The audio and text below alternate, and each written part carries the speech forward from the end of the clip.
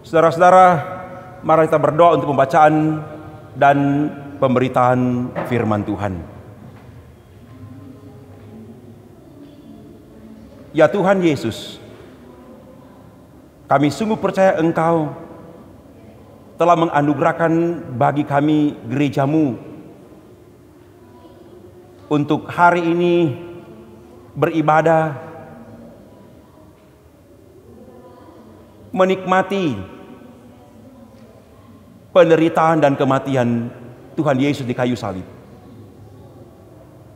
Kami sungguh meyakini Engkau melalui firman-Mu yang saat ini kami akan baca dan renungkan bersama-sama dari dalam Alkitab, akan memperlengkapi kami, membentuk kami, memampukan kami untuk merefleksikan, untuk mengerjakan penderitaan dan kematian-Mu di kayu salib melalui kehidupan dan pelayanan kami setiap hari. Hamba-Mu yang akan membacakan firman-Mu, dan semuanya akan mendengarkan firman Tuhan ini, kiranya terus-menerus dikuasai, terus-menerus diurapi dengan kuasa Roh-Mu yang kudus, supaya membuka hati ini, mengarahkan hidup ini secara utuh pada pemberitaan firman-Mu, supaya firman-Mu mengubah kami, membaharui kami, memampukan kami untuk senantiasa hidup dalam kesetiaan, hidup dalam ketaatan. Terima kasih Tuhan. Inilah doa dan permohonan kami. Ampuni kami semua di dalam nama Tuhan Yesus Kristus. Amin. Firman Tuhan saya akan baca untuk Jumat Agung ini dan perayaan perjamuan kudus dari Injil Matius pasal 27 akan dibaca ayat 45 hingga 56. Dengarkanlah firman Tuhan ini. Mulai dari jam 12 kegelapan meliputi seluruh daerah itu sampai jam 3. Kira-kira jam 3 berserulah Yesus dengan suara nyaring, Eli, Eli, lama sabaktani. Artinya, Allahku, Allahku, mengapa engkau meninggalkan aku? Mendengar itu, beberapa orang yang berdiri di situ berkata, ia memanggil Elia. Dan segeralah datang seorang dari mereka yang mengambil bunga karang, mencelupkannya ke dalam anggur asam, lalu mencucukkannya pada sebatang bulu dan memberi Yesus minum. Tapi orang-orang lain berkata, jangan, baiklah kita lihat apakah Elia datang untuk menyelamatkan dia. Yesus berseru pula dengan suara nyaring lalu menyerahkan nyawanya.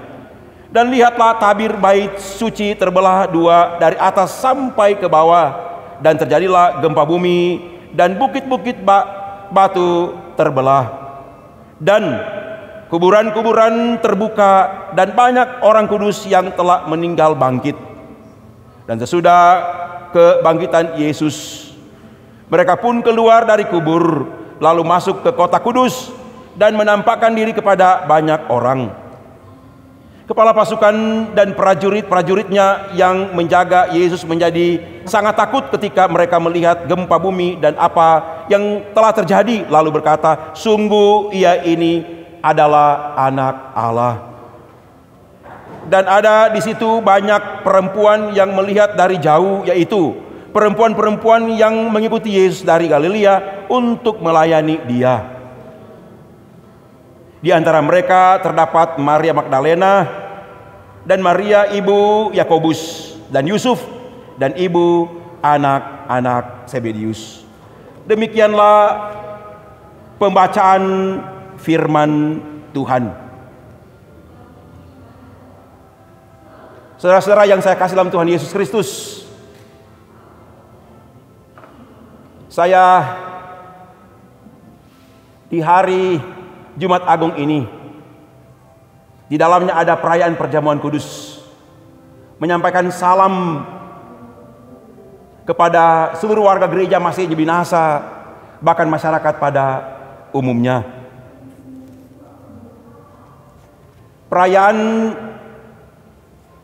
Jumat Agung di tahun 2020 ini memiliki konteks situasi yang sangat berbeda dibandingkan dengan tahun yang baru kita lewati, 2019.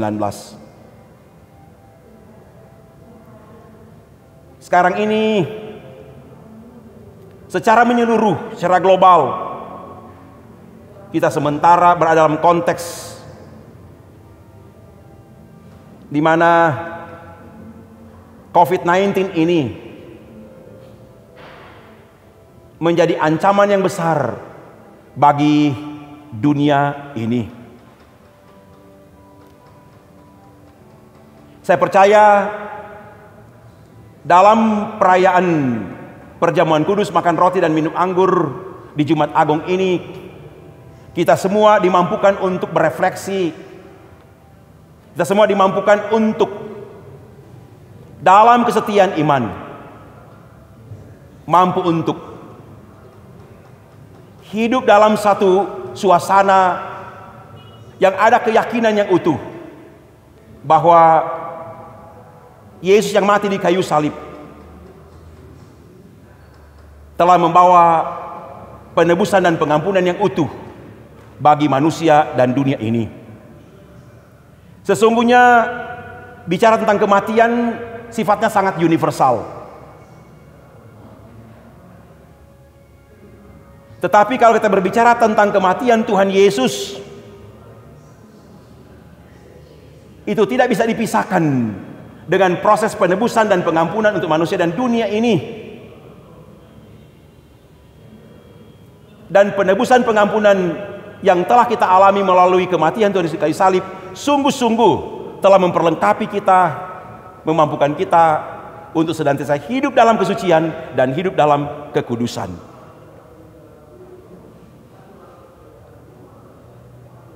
Secara universal kita bicara tentang kematian ini, ketika seseorang meninggal dunia maka selesailah pekerjaannya, usahanya. Tapi kalau kita berbicara tentang kematian Tuhan Yesus, justru yang kita alami ialah melalui kematiannya, ini adalah satu pekerjaan yang dikerjakan oleh Yesus. Suatu pekerjaan yang di dalamnya ada forgiveness dan redemption. Ada pengampunan dan penebusan yang utuh. Artinya ada pembebasan, ada pelepasan, ada penyelamatan dari dosa-dosa. Tapi sangat penting bagi kita di Jumat Agung ini, dalam rangkaian kita merayakan perjamuan kudus, makan roti dan minum anggur secara bersama-sama, kita mendengar bahwa kematian Yesus adalah menebus dosa. Kematian Yesus adalah proses penebusan yang utuh bagi manusia dan dunia ini. Tapi yang perlu kita hayati pada perayaan Jumat Agung ini adalah how to practice the forgiveness, how to practice the redemption. Bagaimana kita tidak hanya memahami tentang pengampunan, bagaimana kita tidak hanya memahami tentang penebusan, tetapi bagaimana kita mempraktekkan penebusan dan pengampunan itu secara utuh bagi kehidupan bersama. Di sanalah the values, nilai daripada forgiveness, nilai daripada pengampunan yang utuh. Tidak hanya understanding kita, pemahaman kita, tidak hanya merumuskan satu teologi, satu doktrin tentang penebusan dan pengampunan melalui kematian Yesus, tapi justru lebih daripada itu ialah how we practice. How can we practice? Bagaimana kita mempraktekkan penebusan dan pengampunan itu supaya betul-betul akan membawa perubahan-perubahan yang sangat fundamental, yang sangat mendasar dalam human attitude, human behavior, perilaku, tindakan daripada manusia. Saudara-saudara, sesungguhnya kematian Yesus adalah suatu wujud nyata daripada unconditional love, suatu kasih yang tidak terbatas yang dinyatakan oleh Allah bagi manusia dan dunia ini melalui Yesus Kristus.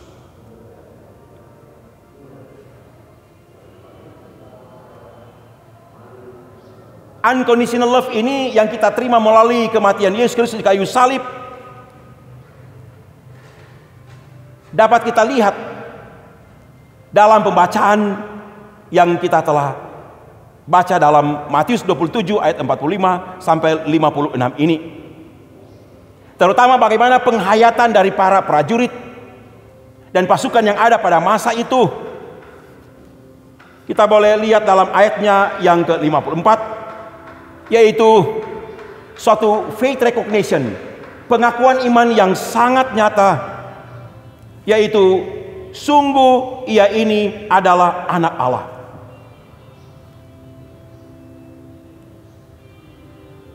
Dan kita dalam perayaan perjamuan kudus di Jumat Agung ini, kita diajak sekalian untuk berefleksi, untuk menghayati tentang Yesus adalah sungguh-sungguh anak Allah. Dan salah satu refleksi yang kita akan kerjakan pada perayaan Jumat Agung ini adalah table fellowship, perjamuan kudus, Holy Communion. Dalam perjamuan kudus kita akan makan roti dan minum anggur bersama-sama.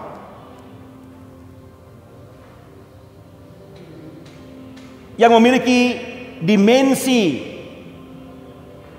kekeluargaan, yang memiliki dimensi persaudaraan, persahabatan, yang mampu saling mengampuni, yang mampu saling melayani dan mengasihi satu dengan yang lain.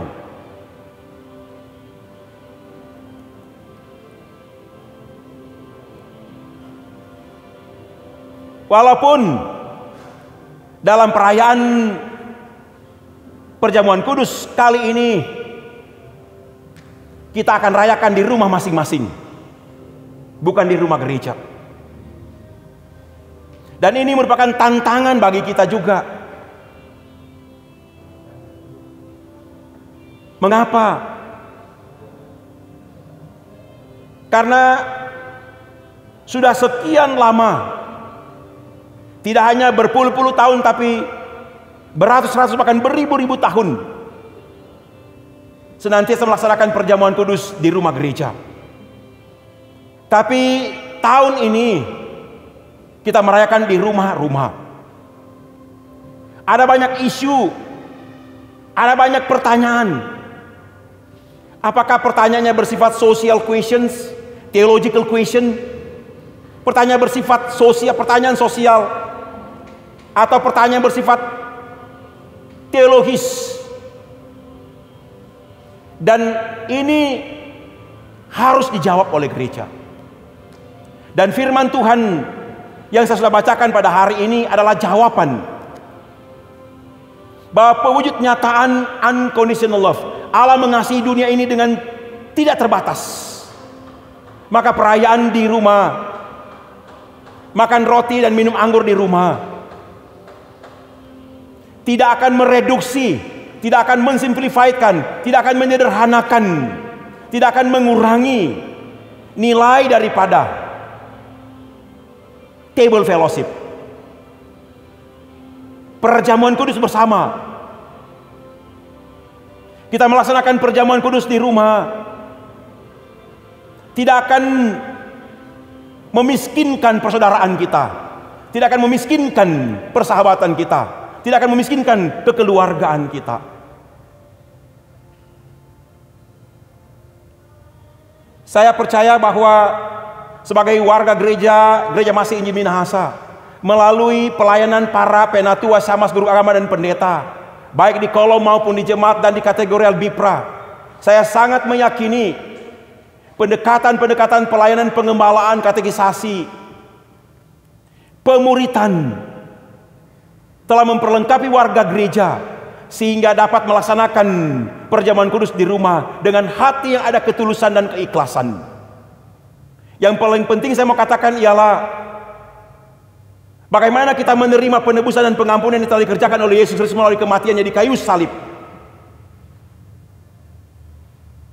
Kita akan mampu merayakan perjamuan kudus, makan roti dan minum anggur ini melalui memiliki niat, memiliki hati, memiliki ketulusan dan keikhlasan untuk mengampuni, untuk melayani dan mengasihi orang lain. Supaya ketika kita makan roti, kita minum anggur, memiliki satu kualitas iman yang betul-betul dapat membawa perubahan-perubahan dalam kehidupan pribadi, keluarga, jemaat, dan masyarakat. Biar kiranya kita dalam kesadaran iman, kita sungguh-sungguh mengungkapkan dari hati yang paling dalam, dari suatu keyakinan iman yang paling dalam, bahwa Yesus Kristus yang mati di kayu salib di Golgota, Ia sungguh adalah anak Allah yang telah membawa penebusan dan pengampunan yang utuh, yang telah memampukan kita untuk hidup hanya mengasihi Tuhan, untuk hidup hanya mengandalkan Tuhan, dan hidup menghadirkan damai sejahtera dalam kehidupan bersama. Saya percaya bahwa tantangan kita ketika kita makan roti dan minum anggur dalam perayaan perjamuan kudus di Jumat Agung ini, di dalam rumah kita, di tetangga kita, di masyarakat kita, kita menyaksikan berbagai rintihan hati yang sangat dalam, penderitaan yang sangat dalam. Ada begitu banyak saudara kita, sahabat kita, keluarga kita yang mengalami pemutusan hubungan kerja. Ada begitu banyak saudara kita, sahabat kita yang dirumahkan tanpa gaji. Ini satu suasana yang saya katakan rintihan hati yang sangat dalam.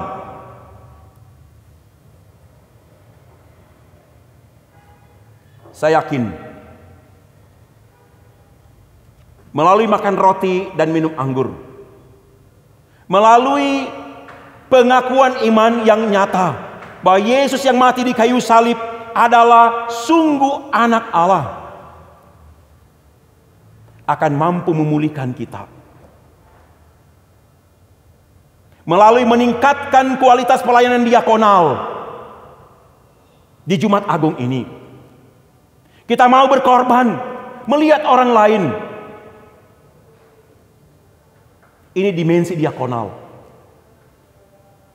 yang kuat membantu yang lemah,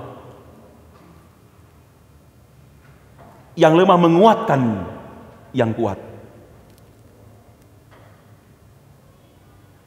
Saya mengajak sebagai seorang pendeta, sebagai seorang gembala, sebagai ketua badan pekerja majelis sinode gereja Masih Injil Minahasa, supaya para penatua, samas, guru agama dan pendeta di jemaat-jemaat di wilayah pelayanan gereja Masih Injil Minahasa sungguh-sungguh mau melakukan tugas panggilan gereja. Di dalamnya adalah upaya diakonia, mampu melihat, menolong, bahkan mengorbankan diri kita, sehingga kita boleh melihat saudara-saudara kita yang mengalami pemutusan hubungan kerja, yang dirumahkan tanpa gaji, nilai produksi yang menurun, dan produksi yang sungguh-sungguh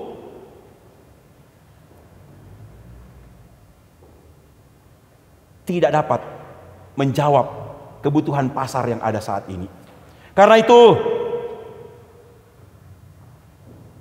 Saya mengajak warga gereja Masjid Minasa, bahkan masyarakat yang ada di Sulawesi Utara ini, marilah bersama-sama dengan tokoh-tokoh masyarakat, tokoh-tokoh agama, bersama dengan pemerintah, bersama dengan TNI Polri, kita melakukan upaya diakonal, tidak hanya memberi beras, memberi gula, kopi, memberi uang, tapi juga bagaimana kita mau berkorban, mau melaksanakan physical distancing, mau melaksanakan jaga jarak. Dan ini memang sangat sulit bagi kita yang memiliki nilai dan budaya. Kalau ketemu jabat tangan, kalau ketemu kita selalu berpelukan dan melakukan cium kudus.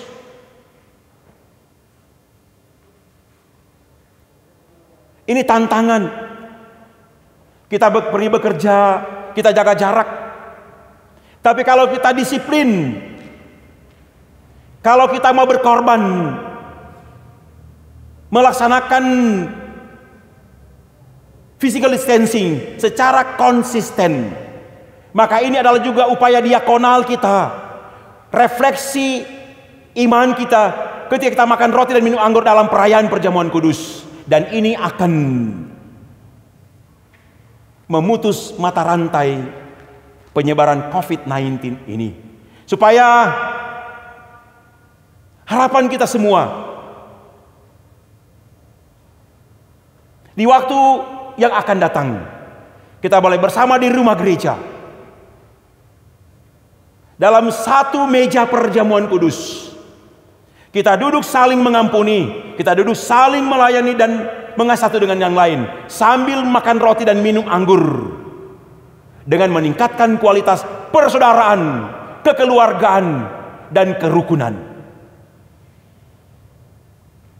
Dengan demikian maka saya meyakini penderitaan dan kematian Tuhan Yesus di kayu salib betul-betul kita refleksikan, betul-betul kita menerima pengampunan penebusan dan kita mempraktekkannya. Dan di sanalah nilai kehadiran kita sebagai orang-orang yang menaruh percaya pada kematian dan kebangkitan Yesus ini, kita betul-betul membawa pengharapan, membawa penghiburan dan kepastian. Sambil kita rajin baca Alkitab, sambil kita setia berdoa dan giat bekerja dari rumah kita masing-masing. Tuhan Yesus menolong kita semua. Selamat menikmati dan merayakan Jumat Agung dan perjamuan kudus di tahun 2020 ini, sambil meyakini bahwa Tuhan mengasihi kita dengan kasih yang tidak terbatas dari sekarang ini sampai selama-lamanya. Amin.